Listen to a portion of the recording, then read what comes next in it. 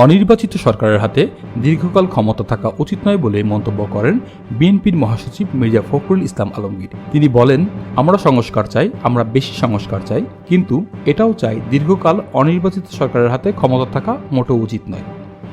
আজ শনিবার দুপুরে জাতীয় প্রেস ক্লাব মিলনায়তনে জাতীয় গণতান্ত্রিক পার্টির এক আলোচনা সভার প্রধান অতিথির বক্তব্যে মির্জা ফখরুল ইসলাম আলমগীর এই অভিমত ব্যক্ত করেন।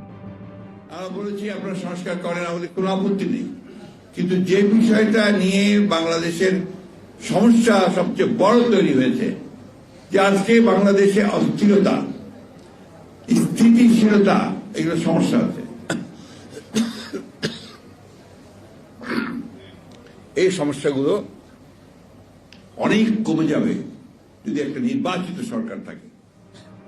ভোটার হওয়ার বয়স 18 থেকে কমিয়ে 17 বছর করা সম্পর্কে অন্তর্বর্তী সরকারের প্রধান উপদেষ্টা ডক্টর মোহাম্মদ ইউনূসের একটি বক্তব্য উল্লেখ করে মির্জা ফখরুল ইসলাম আলমগীর নির্বাচন প্রলম্বিত করা নিয়ে সংশয় প্রকাশ করেন। তিনি বলেন, এটা করতে গিয়ে আরো সময় যাবে, আরো কালক্ষেপণ হবে। তিনি বলেন, এটা করতে গিয়ে আমরা না, কিন্তু কেন জানি মানুষের মধ্যে একটি ধারণা হচ্ছে এই সরকার ইচ্ছাকৃতভাবে নির্বাচন প্রক্রিয়াকে বিলম্ব করছে। এটা সঠিক নয়।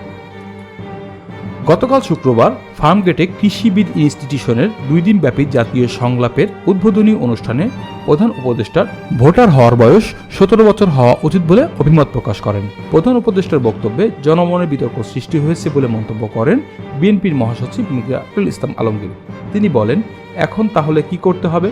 নতুন করে আবার ভোটার তালিকা তৈরি করতে হবে?